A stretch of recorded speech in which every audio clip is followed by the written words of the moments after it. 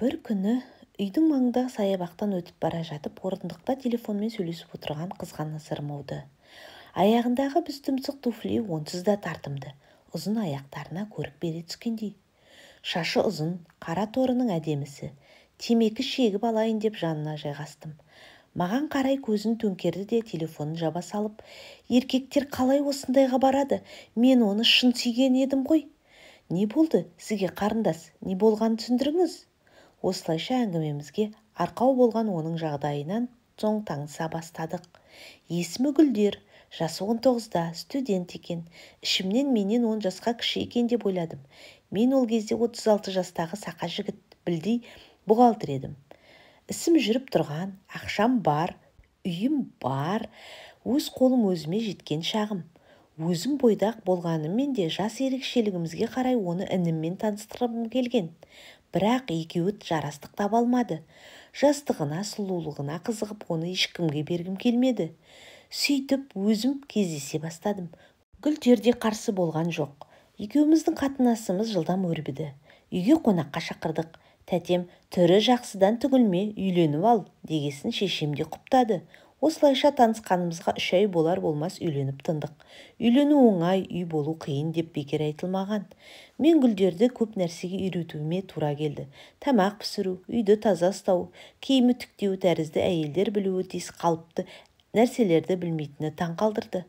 Оның үстіне жалғыз анаммен оның тіл табыса алмағаны жаныма қатты бататын. Ас бөлмесінде екеуінің ұрсысу әдеттегі жағдайға айналды. Әйтіп бүйтіп жүріп бірінің артынан бірі 2 ұлымыз дүниеге келді. Күнделікті ана мен келіннің ұрыс керісінен қашып мен көбіне тысықта жүргенді қалайтынмын.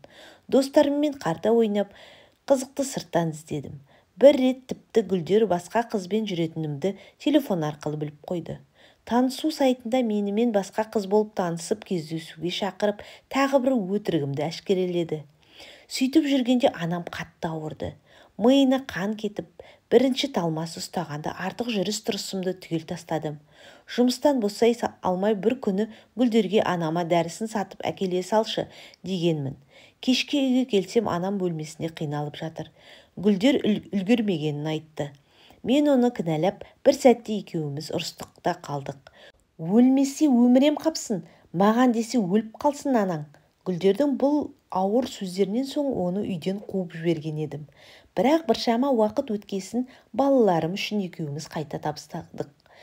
Тағы біраз уақыт өтті. 4-ші қабатқа көтеріліп келе жатсам, бір жас жігіт, мен сіздің әйеліңізді сүйемін, сізбен сөйлесейін деп едім. Менің сенімен сөйлесетін уақытым жоқ. Үйге кіріп Гүлдерден сұрасам, бұл жігітпен екеуміз бөлек тұрған 2 айдың ішінде танысқан екен. Сол уақыттан бастап Гүлдер ұят дегенді ұмытты. Әлгі жігіт үйдің алдына келеді. Гүлдер жүгіріп шығады. Екеуі 1-ші қабатта подъездің жанында шүйкелесіп, кейде сүйісіп тұрады. Мен балаларым, ауру анам 4-ші қабаттан осының бәрін көріп тұрғанша көзіміз шығып кеткен абзал еді. Себебі осы жағдайдың барлығын көршілер көріп біліп жүрді. Менің олардың көздеріне қарауға бетім жоқ. Гүлдер күнара жігітімен кездесуден соң үйге кіріп тамағын әзірлеп, ыңылдап ән салып, түк болмағандай жүре береді. Гүлдер анама қарауды мүлдем қойды. Бейне бір ол кісі жоқ тәрізді. Балалар сабақта болатын. Мен бір қағазымды ұмытып кетіп үйге келдім.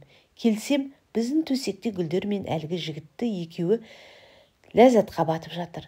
Гүлдер ойнасының үстіне мініп алған. Анау біресе оның санынан, біресе омырауынан ұстап рахатқа батып жатыр. Анам көрші бөлмеде бәрін естіген болар. Осы оқиғадан соң Гүлдермен әрине ажырастым. Кімді кінәлаймын? Өзімде жүріс жүргем жоқ па? Мен оған кінә таға алмаймын. Себебі соңғы кездері Гүлдерге көңіл бөлуді қойғаным рас. Бірақ мен еркек емеспін бе? Ал әйелдер осындай анайлыққа барады деп ешқаншаны ойламаппын. Енді міне жалғыз басты еркекпін. Балаларым әлгі нақ сүйеріне кеткен Гүлдермен бірге. Анам әлде қашан қайтыс болған. Баяғы алып ұшқан кеуде, ала сұрған көңіл жоқ. Кейде тіпті өмір сүргім келмейді.